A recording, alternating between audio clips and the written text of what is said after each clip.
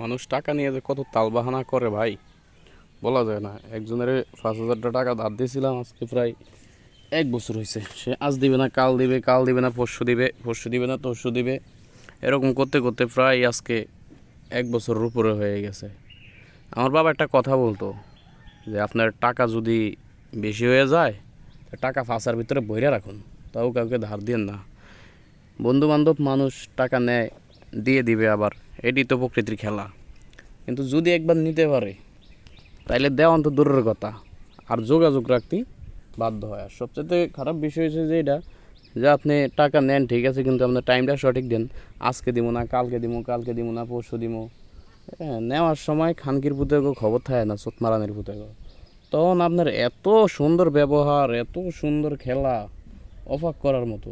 আপনার ব্যবহার দেখলে আপনি মনে হয় না যে এমন নিয়ে লাগে এমনই টাকা দিয়া দেয়। আর যখন আপনার নেওয়া হইব তখন চোতমারানির পুতেগো এত তালবাহানা, কালকে দিব না, পরশু দিব, সমুদ্রে ছুটিয়ে লই, হ্যাঁ অমুক না তমুক।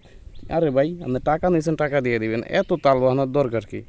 আপনি নিতে পারছেন, দিতে সমস্যাটা কি? ঠাড়া পড়ছে হাউদি থাউদির রেখে, আজকে না কালকে, কালকে না পরশু, বাজো ধরনের কথাবার্তা। তবে একটা জিনিস কি, আপনার যদি টাকা বেশি হয়ে যায়, ফাঁসার ভিতরে বইরিয়া থুইয়া দেন মরে মরে, তাও কাউকে টাকা কোনো সময় ধার দিবেন না।